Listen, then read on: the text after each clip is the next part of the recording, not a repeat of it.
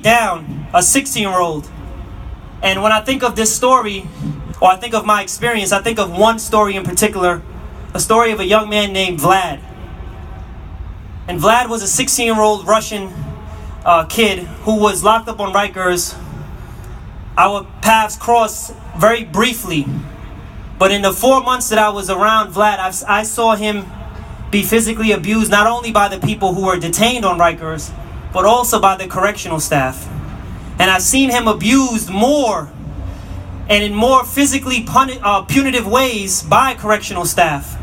And it was largely because not only was he foreign born, and English was not his first language, but he was not adept to the culture of jail, and nor should any child be adept to the culture of jail. And he was punished because of that.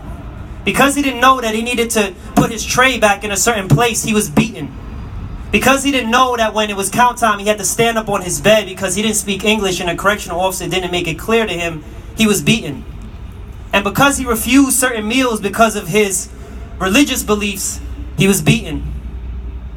And at 16 years old, while I do not know what happened to Vlad, I would dare to say that almost 7 years later, if I ran into Vlad and I told him that we spent time together on Rikers Island, he would know automatically the abuses that he suffered while he was on Rikers. That is unacceptable. In a state that holds itself as one of the most progressive states in the country, holding 16 and 17-year-olds accountable as adults is completely unacceptable. And not only is it unacceptable morally, but it is unacceptable ethically.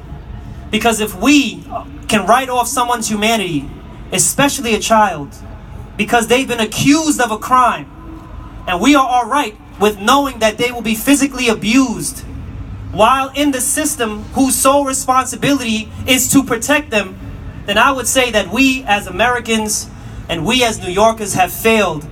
Not only have we failed Vlad, but we failed ourselves, we failed our calling as social workers, and we have definitely failed society in large. So today, I call on the New York State Legislature to do what's right, to do what we all know is right, and it's to raise the age, because we can no longer afford to have 16 and 17-year-olds punished in a system whose sole purpose is to punish. Thank you.